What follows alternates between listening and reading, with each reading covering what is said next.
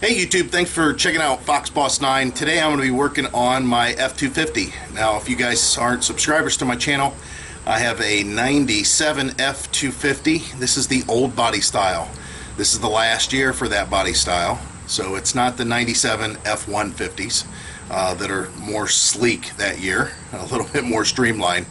But this is also a 460, the big block engine. And this is going to be a really quick and simple repair.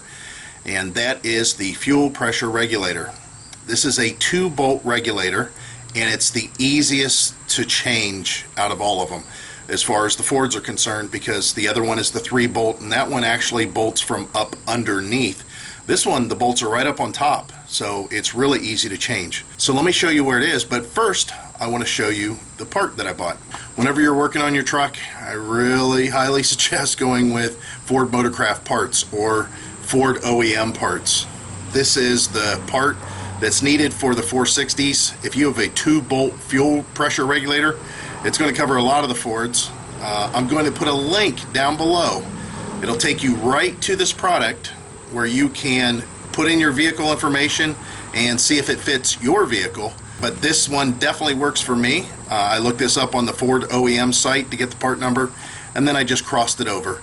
So again, the link's down below. Click it, it'll take you right to it. Let me show you what's inside this box. This is a part number CM4760. You're going to have the regulator itself, and this was all packaged up in a shrink wrap. I just wanted to open it up. And you can see there's a couple of ports here. Obviously there's some recessions here for O-rings. And this is where your vacuum line goes, and of course there's the mounting. And then they also give you a couple of replacement parts. There's 2 O-rings that are identical, and then there's this wider O-ring that's kind of squared off, and then of course the 2 Allen head bolts that hold it on. Now all this is a 5/32 Allen head that takes this off, but you also can use a T25 Torx. This is something that I use for lawn and garden. So I can put this in one of my little ratchet guns and remove it a little bit easier this way. So I'm going to use a Torx. Now let's go out to the truck and I'll show you where this part is and how to remove it and replace it. Now you can see I've got a stool, and of course I've got something to protect the fender. I've got a 5/16 inch screw gun here, or a ratchet gun, and that's to remove the air intake tubes, because what we're getting at is, let's look in between here. See my finger? It's right here. We can see it on the back side here. This part right here. So first thing we're going to do is remove these tubes so we got better access at it. Now once you remove the air box to air horn intake tubes, you can see you're left with this velocity air horn mechanism. I did a video on this. I'll put a link here in a card up above. You can click that link and it'll show you how to modify this, because yours probably looks like a little air horn sticking out here if you haven't done this modification. And it's real nice. It's a good modification to do. It increases your power. So click that link, check it out, and come back and finish out this video.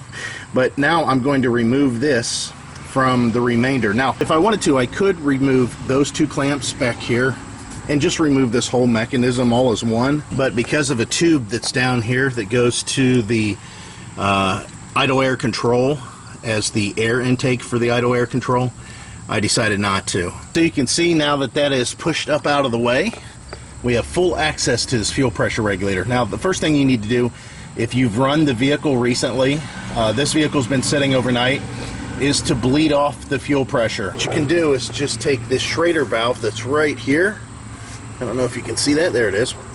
And remove this cap and depress the valve in there, standing back. Don't look down inside of it or anything like that. Put a rag over it all, and that will relieve pressure in the fuel system. In my case, this has been sitting overnight, so I know there's no fuel pressure in the rail. Now what I'm going to do is remove this vacuum line, which obviously just pulls straight up and off. And I'm going to check the vacuum line for cracks to make sure it's not cracking at any point, and it looks really good. All the way down to the vacuum tee that it's connected to, which this hose tops into. So we'll just move this out of the way now. Now all I got to do is just remove these 2 bolts and then this regulator will come up and off. The other thing you may want to have handy is a little screwdriver to help aid in prying this off, because it will try to hold itself because of those O-rings. See, that just comes off just like that. You can see here's one of those bolts, and then the second one. Not rocket science here. Now at this point we want to pry this regulator off, and again, you may want to take a screwdriver and help yourself here. It doesn't necessarily need this screwdriver. I just like doing this so I can control the way it comes off a little bit easier. There we go. And you can see, even though the fuel pressure isn't really strong, fuel did still come out. So at this point what I want to do is clean this really well with a rag to make sure that the mating surface that this bolts down to is clean. So you can see here's the old pressure regulator, and here's the O-rings that are on there. And that O-ring's actually split. Not that that's really an issue because it's a redundant system. The other O-ring looks okay. And then of course this wider O-ring, that looks pretty good too. The regulator that was on the truck, and I don't know if this has been replaced at any point, but that is a Ford part, has all round O-rings, and they're relatively tight to the ports that are on there. However, the new regulator, I know that the square O-ring goes on this tube here, or actually it goes on the fuel rail, because the recess that's on the fuel rail is squared off like this O-ring is. So it would be perfect. I mean, it fits down in there perfect. And then you have two O-rings round that are obviously for these two ports here. So what I'll do is I'll roll these on, and then I'll go place this O-ring inside the fuel rail and reassemble this. Now the new bolts, which I suggest you use, you can see have just a little dot of thread locking compound. It's not a severe compound, but it is helping in aiding keeping these bolts from vibrating loose. Alright, so we're back out at the truck, and you can see this area right here is where that square O-ring goes in perfect. It's perfect. It just has a slightest lip that's there, so when you compress this down with the bolts, it seals itself off. And you can see I've cleaned this area, and the solvent that I used, well, gasoline, because there's gas there already. I just took gasoline and rubbed the dirt away from the holes, and then just kind of rubbed the rest of it, and it came clean, really easy. Now, here's the fuel pressure regulator with the two O-rings installed. It's a good idea when you put O-rings on, go ahead and just move them around. Make sure that they're not bound up, because a lot of times when you're putting these on, you're rolling them onto the part that they're going to be seated on, and they have a tendency to twist up in a weird way. So go ahead and do that. And then as far as assembly, let's go ahead, and I'm putting, unfortunately, I know this might be a little gross, just a little saliva on there.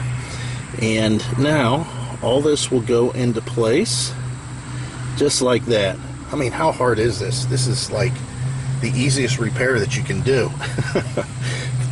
So if you're having some sort of fuel issue, why not spend $20 and go ahead and do this just to make sure.